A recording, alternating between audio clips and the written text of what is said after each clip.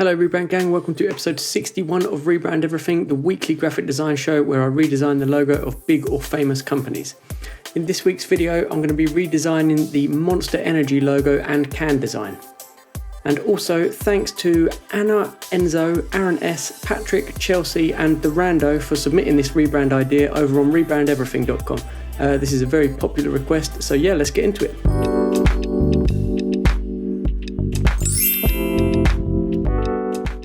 So I'm assuming that almost everybody knows that the Monster Energy logo looks like this.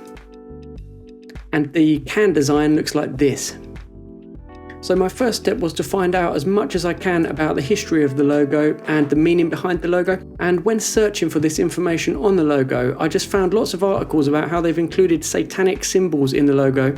But it all just seems to be weird conspiracy theories rather than anything with any truth behind it. So I gave up trying to find any more information out about the brand and just thought I'd soak up their vibes by visiting their website and just sort of spending some time with the brand and seeing what it's all about. So this whole brand is built on association. Yes, they're selling a drink, but in reality the customer is buying into this high-octane lifestyle. By sponsoring extreme sports events, motorsports events and other generally crazy stuff, they make you feel like you can achieve more by drinking their product. Their whole brand is about the fact that Monster is more than a drink, it's a lifestyle. So let's take a look at the actual logo itself. It's a large M that looks like it's been scratched or clawed out to reveal this lime green inside. You can see that in the green areas that it's not just one shade of green. The logo uses a kind of bevel and also an inner shadow to add a little bit of depth. I found out that the font used for the word monster is called Unleash the Beast. However, I'm not sure whether this font existed before the logo or if someone has made the font to match up with the logo. I couldn't work out which came first. And then the other font that they use in this logo for the word energy is called Bank Gothic, and that is one of them fonts that looked super modern maybe 15 years ago. But now it looks like a font that's trying to be modern and kind of really showing its age. So anyway, that's enough about the current logo. Let's start sketching out some ideas and see where we can take this. So sketching out the ideas revolved around trying to make a clean and modern logo design without losing too much of that raw style that fits their extreme vibe so well.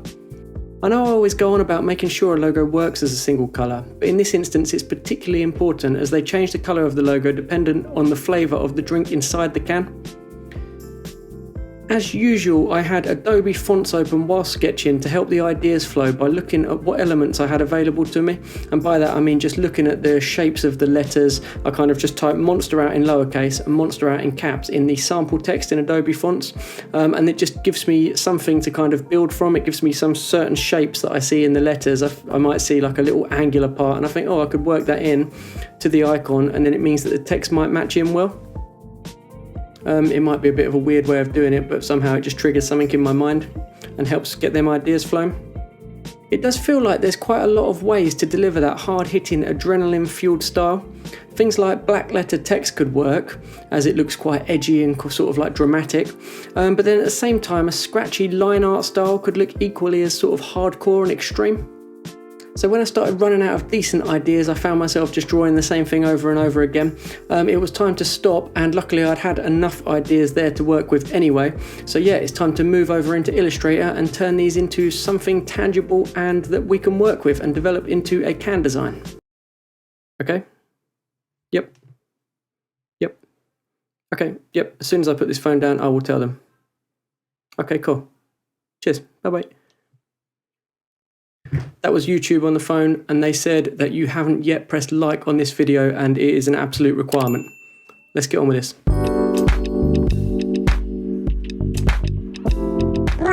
So then sliding into Illustrator, I wanted option 1 to be a cleaner version of the current logo basically. So using the original icon as the template, I drew out some variations of this M shape. I didn't want this to just become like a boring version of the old logo, so I needed to pay attention to the angles to make sure it was really like visually interesting. By joining the shapes into a single point at the top here, it makes for some interesting negative space, and I think it still keeps the spirit of the claw mark as the overall shape is similar and the colour is the same, so I don't think it would take that long for it to be recognised by consumers. I know I always get a little bit crazy with my descriptions, but to me it almost looks like the silhouette of a big scary looking building, which kind of ties in nicely with the monster theme. I fattened up the text of the word monster a little and also changed the font of the word energy just to boost how this looks when everything is combined into the logo. I don't want to get too descriptive with what I did for each can mock-up, but you will see that I do the artwork for the can mock-up as part of the logo design. It's kind of a really big part of the actual application of the logo, so I thought it was worth showing the process on that as well. But you can see for this option and also for the options in the future that I do use mostly a black background with a logo reversed out so that it doesn't look too far from the original when it's placed on the shelf. And like I said a minute ago, that's just so the consumers would understand that it is Monster. I think now if we put a white background and a blue logo on there that was all geometric and perfect, I think it would be too far away. People would feel like, what the hell's happened? This isn't the Monster we know and love. So yeah, that's why we're sticking with this. So for option 2, I wanted to redraw the claw shape again, but this time in a more curvy and slashy way.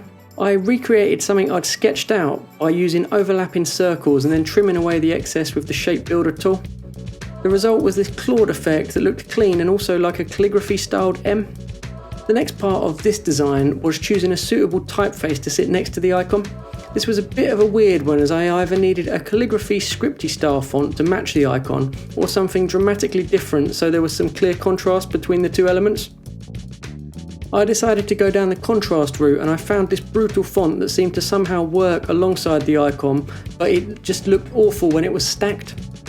Because it didn't look great when it was stacked, I ended up with a landscape logo that would be tiny if I just scaled it down and left it kind of non-rotated on the can. So I decided to try something a little bit wild, which was rotating the logo 90 degrees, and actually thought that looked pretty good.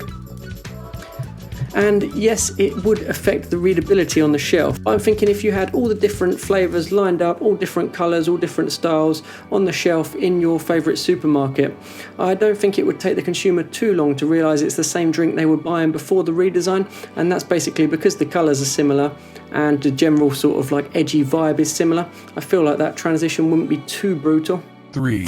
So for option 3, I wanted to do something really different by focusing on creating a different type of logo whilst still retaining that hardcore feel. I found this very cool black letter style font on Adobe fonts called Baroque, and the capital M looked amazingly like a logo without even making any adjustments. The idea was to add a little more detail into this, which I achieved by offsetting the path with a negative value and then adding a stroke onto that. And I did that a couple of times just to get that kind of dual inset look. Now the logo had so much detail, I needed to make sure this was big on the can so that it didn't get lost when scaled down. This was giving me tattoo shop vibes, and if you're on my TikTok, you've probably seen the funny TikTok that I made, and that was basically inspired from making this logo, but I just had a little brainwave. But yeah, if you haven't, checked that out at Rebrand Everything. Anyway, where were we? And because the tattoo shop vibes had that grungy style, it seemed to fit, so I decided to add a gold colour into the mix as well. Eventually I decided that we did actually need some sort of green in the artwork, because this area becomes the flavour coding, which is obviously one of the most important parts of the packaging. For a little while in the design process I was using just white, black and gold, and I thought, hold on a second, there's not a strong colour here that would differentiate between like a grapefruit flavour and a lime flavour, for example. So yeah, I just put a couple of bands on there, which the idea would be we change them colours to match the flavour. 4. So for option 4, I wanted to take another direction completely and try something way cleaner and less grungy. I had quite a lot of sketches of these cleaner M designs, so I just worked on trying to bring these to life by overlapping shapes until it looked about right. There's no point lying, it was just trial and error basically until it looked good. Now that I had it, it looked boring. It needed something to give that energy drink vibe. I added some sharp points that ultimately made it look a bit more edgy and energy drink-like, and I found this very industrial style font which looked powerful underneath the logo, and also added a little depth with a radial gradient in the green area of the icon. 5. So for this week's 5th and final option, I had this vision of a scratchy handwritten style font. And in my mind, just because I've seen it recently, is that font called Edo, which is EDO. And yeah, it's just this really brutal, thick, scratchy, hand-drawn font. The idea was that the scratchy style would kind of be like the current claw icon that they use, but different. Once I had the M, I used the 3D bevel and rotate and added lots of perspective in the setting here.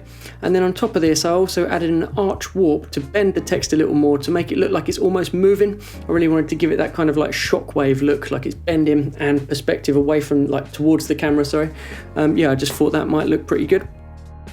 The circle that I put around the M looked a little bit dead when compared to the text, so I decided to take it back to the year 2004 and use some standard Illustrator art brushes to give a roughened up look. I normally would avoid them like classic standard brushes, but for when I was working with this font, it just seemed to, it just didn't look too bad to my eyes, so yeah, I've stuck with that. So I went all in on this look for the can, and to be honest, I like it way more than I probably should. It's raw and distinctive whilst having some cool character, and I think that might stand out amongst its competitors. Just a quick shout out, I didn't create this mock-up myself, this was from mockupfree.co, and yeah, it's got to be one of the best tool can mock-ups I could find for free as well. Okay then, Rebrand gang, just before I show you them final options, I just want to remind you to press the little button up here and vote for your favourite option in the poll, and then head straight down to the comments below and let me know why that was your favourite and what you might have done differently. I don't need to tell you to press like on the video because I know you must have already done it earlier, because that was an order direct from YouTube. I was speaking to like the CEO of YouTube and they just said that you have to like it, so I don't think you would have got this far in the video unless you've done it already.